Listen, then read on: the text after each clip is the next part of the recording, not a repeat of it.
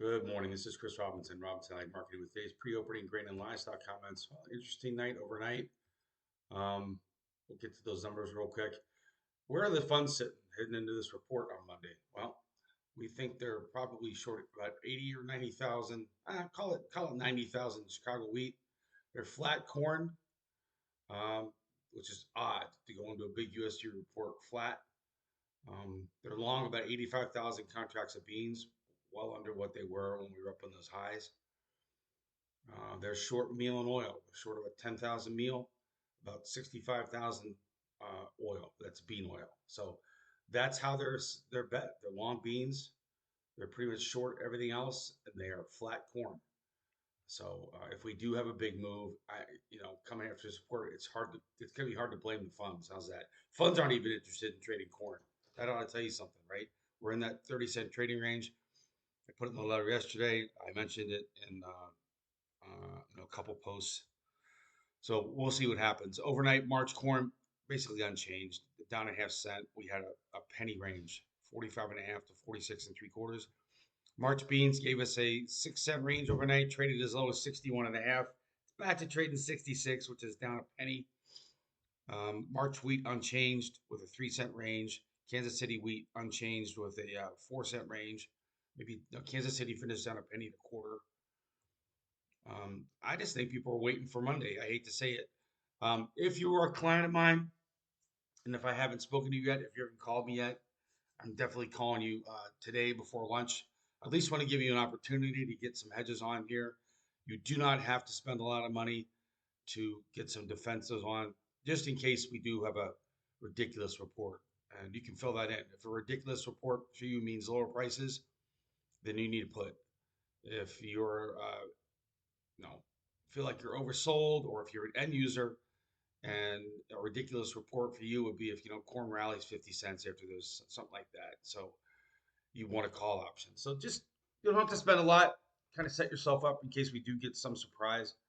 Nobody knows what these numbers are going to do. However, historically, this January report can give us some repricing, and I think this year it probably holds a lot more ammo because remember we were shut down for so long. All that information got kind of gummed up in the works. This is going to be um, kind of like a big term paper, right? So there's a lot of information that there are a lot of people are going to be using to make decisions moving ahead. Now, are they going to argue and fight and scream and yell and say that it's inaccurate? Probably, especially if the market moves sharply against that person's position. They're always the most angry at the USDA. So since we don't know what the USDA is going to say, please set a hedge. If you like to complain, then wait and complain after the USDA report. Some people like to complain. I've been in this business for 30 years, and that is absolutely positively the truth. Some people would rather complain than put a position on that might help them if their opinion's wrong. I mean, let's face it, everybody has an opinion. Nobody would get out of bed in the morning if you didn't have opinion. And all farmers are bulls. Why in the hell else would you go put all the money into farming and put all your inputs in, all the costs and everything else, if you weren't, you know, a believer the prices were going to stay where they are or go higher? So all farmers are natural bulls. I get it, and you have to be in this business. So that's why for most farmers, the best hedges sometimes are the hardest to do, right? Because I mean, who wants to buy insurance that you hope doesn't pay off? I get it. That's why it's important to make sure you don't overspend on it. It's important to do to watch uh, these options if they do gain or lose value sharply after you put them on when we get to these reports. So we'll see what happens there. That's my 2 cents on hedging. Moving in the protein complex, we're going to be opening up here in a few minutes, but we were in the red yesterday for the first time in a while. Down $2 in fats, down 3.5 in feeders, and down $1.30 in the lean hogs.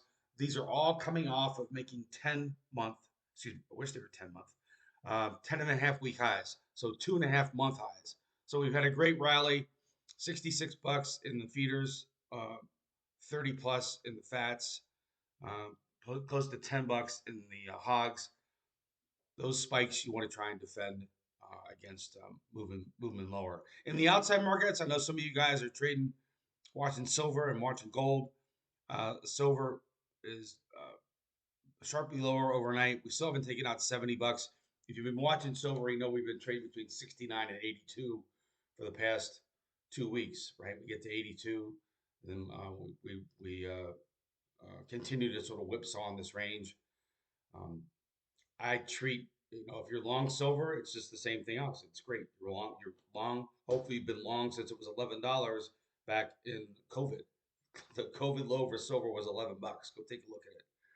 So those guys, if you're sitting at something that's worth, 70 bucks, you absolutely don't want to be in a situation where you watch it drop down to, 20 again.